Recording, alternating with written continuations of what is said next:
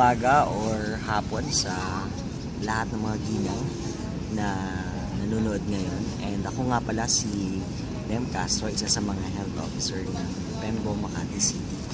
Narito ako para ibahagi sa inyo ang ilang simpleng kaalaman tungkol sa contraceptives na napapanahon para sa mga proyekto at programa natin sa birth control alinsunod sa Department of Health.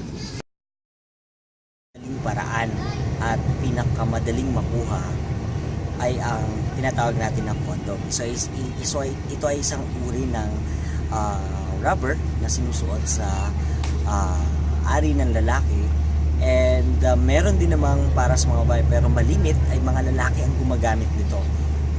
Madaling matagpuan ang condom or madaling makabili ng condom kasi ito ay makikita or mabibili lamang sa convenience store, sa butika, or kahit sa mga supermarket.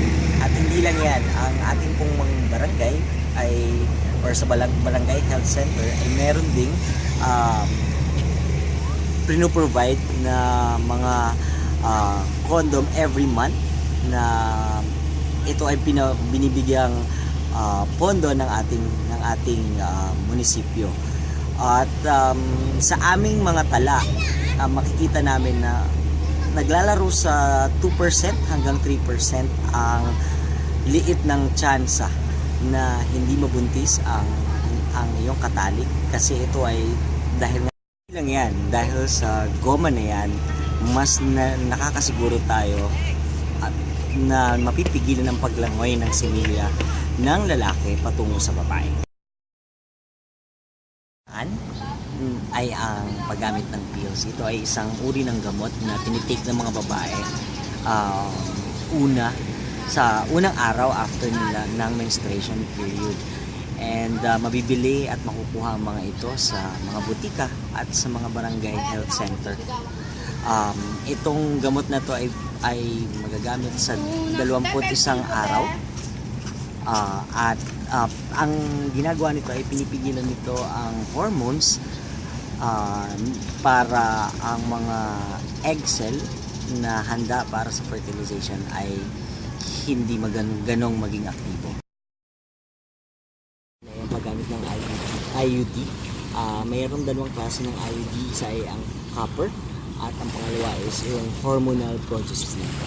And sa copper, magagamit ito or pinapasok ito at sa ari ng mga babae, kung saan pwedeng mag-last ito hanggang 12 years. At yung sa hormonal progesterone naman ay nag-last ito ng 3 years. So pinipigilan ng IUD pa rin ang sperm cell na makapasok or makapag-ignite sa sperm cell. Ang pinakahuling pamamaraan ay ang tinatawag natin na tubal ligation at para sa mga babae, at ang vasectomy naman para sa mga lalaki. Ito ay isang paraan ng surgery na ginagawa pareho sa babae at lalaki upang permanente mapigilan ang pagbubuntis at ang pagpigil din sa tubo kung saan dumadaan ang sperm cell ng mga lalaki. Sa lahat ng mga pamamaraan na nabanggit natin, yung pinakamabuting paraan pa rin is ang either bisitahin ng magkapareho na mag-asawa, isang OB-GYN, isang OB-GYN kung saan maaari itong pribado, or meron din naman na binibigay na konsultasyon ang mga barangay kung ano yung pinakatama at tugma sa bilang mag-asawa sa mga pamamaraan na aking nabanggit. And salamat sa inyong panahon at sa inyong panonood sa mga session na ito.